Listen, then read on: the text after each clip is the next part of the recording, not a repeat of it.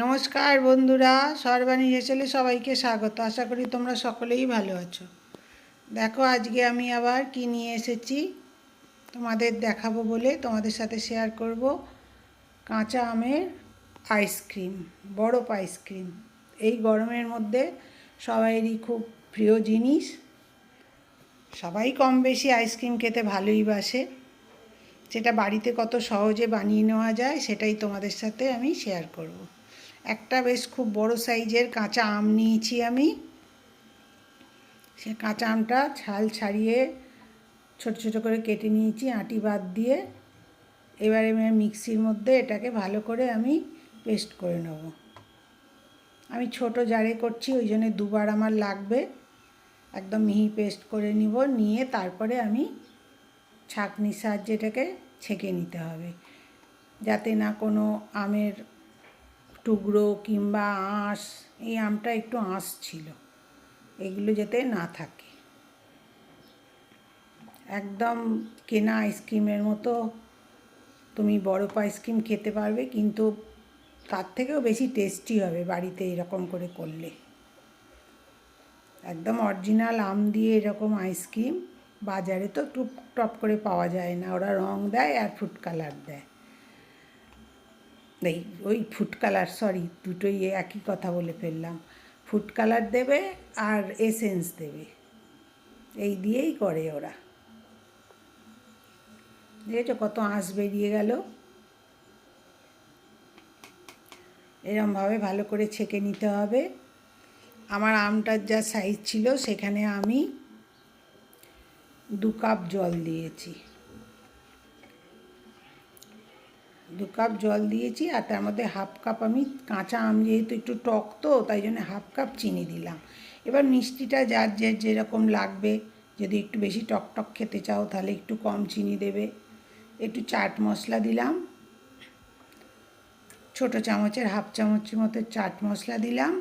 একটু বিট লবণ দেবো, আর একটু জিরে ভাজার গুঁড়ো দেবো। তাতে বেশি, এতে জিরে ভাজার গুঁড়োর বদলে তুমি এও দিতে পারো, জল জিরা দিতে পারো, তাতেও খেতে বেশ ভালো লাগবে। দিয়ে এটা ভালো করে মিশিয়ে নিতে হবে, চিনিটা যাতে মিশে যায় জলের সাথে, সেরকম ততক্ষণ ধরে একটু মেশাতে হবে এটাকে। খুব তাড়াতাড়ি হয়ে যায় করা। এটা করে এবার ডিপ ফ্রিজে তুমি রেখে দেবে, 6 থেকে 7 ঘন্টা রেখে দেবে, তাহলেই তোমার আইসক্রিম তৈরি হয়ে যাবে। এবার যেহেতু কাঁচা আমের আইসক্রিম এরকম সাদা সাদা ভাল লাগবে না দেখতে, তাই আমি একটু ফুড কালার দিলাম। সব জিনিস দেওয়া গেলে এবার ফুড কালারটা অপশনাল, এবার ফুড কালার নাও দিতে পারো। কিন্তু রং বেরঙের আইসক্রিম খেতে তো সবাই ভালোবাসে, সেহেতু একটু ফুড কালার দিয়ে দিলে ভালোই হবে। এবার দেখো আইসক্রিম মোল্ড নিয়েছি, মোল্ডের ভেতরে মোল্ড ছাড়াও করা যায়, আবার মোল্ড যাদের আছে মোল্ডের মধ্যেও দিয়ে দিতে পারবে। এরকম করে দিয়ে দিতে হবে, প্রত্যেকটা মোল্ডে ভর্তি করে দিতে হবে এর মধ্যে দিয়ে। এবার মোল্ডের কাঠি দিয়েও করছি, আবার আইসক্রিমের কাঠি দিয়েও করছি, দুই রকমভাবেই করা যায়। দেখো বাইরের কাউকে খেতে দিলে তখন তুমি এই কাঠিগুলো দিলে তোমার অসুবিধা, তাই জন্য আইসক্রিম কাঠি দিয়েও তুমি করে রাখলে, কেউ এলো তাকে দেবে, তখন তুমি দিয়ে দিতে পারবে। নিজেরাও খেতে পারবে, বাইরের কেউ এলে তাদেরও দিতে পারবে, যে ঘরের তৈরি জিনিস খেয়ে দেখো। এটা একটু ফয়েল দিয়ে মুখটাকে মুড়িয়ে দিতে হবে, নাহলে ওপরে তো বরফ জমে যাবে, তাই জন্যে। আর একটু করে কেটে আর আইসক্রিমের কাঠি ওর মধ্যে দিয়ে দেবে। তো স্টেশনারি দোকানে বলো, তারপরে যেখানে কেকের সব কিছু পাওয়া যায় সেই সব জায়গায় বলো, সব জায়গাতে এই কাঠি পাওয়া যায়, আইসক্রিম কাঠি। এরকম করে সব কাঠিগুলো লাগিয়ে দিলাম। আমার একটা আমেতে অনেকগুলো আইসক্রিম হয়েছিল, সব মিলিয়ে ছোটো ছোটো, বেশি বড় করিনি তো, ছোটো ছোটো আইসক্রিম হয়েছিল, প্রায় 13টা হয়েছিল। আবার এ দেখো না, কুলপি মোল্ডের মতো ওই রকমভাবেই দিয়ে দিচ্ছি কাঠি দিয়ে, এরকম করে ভর্তি করে দেব, দিয়ে ওপরে ফয়েল আটকে তারপরে একটু মুখটা কেটে নিয়ে আর একটা করে আইসক্রিম কাটি দিয়ে দেবো। এরকম করে ঘরে করে রেখে দিলে যখন ইচ্ছা হবে যে গরম লাগছে একটা আইসক্রিম খাই, আর বাইরে বেরোতে হবে না, ঘরে এতেই বসে তুমি খেতে পারবে।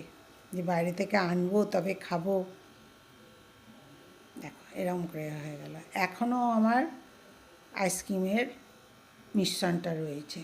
তা কী করব, চায়ের কাপ নিয়ে নিয়েছি। চায়ের কাপের মধ্যে কারোর যদি ওইসব না থাকে এরকম চায়ের কাপের মধ্যেও করতে পারো, কিংবা ছোট ছোট স্টিলের গ্লাস থাকলে গ্লাসের মধ্যেও করতে পারো। আইসক্রিম করা খুবই সুবিধে এরকম করে করা।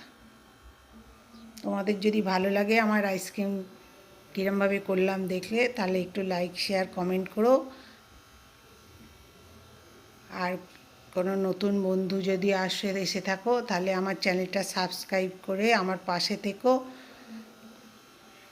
তোমাদের কাছে অনুরোধ রইল আমার।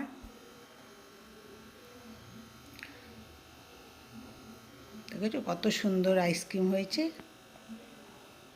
আমার ভিডিও দেখার জন্য তোমাদের সকলকে ধন্যবাদ। সকলে ভালো থেকো।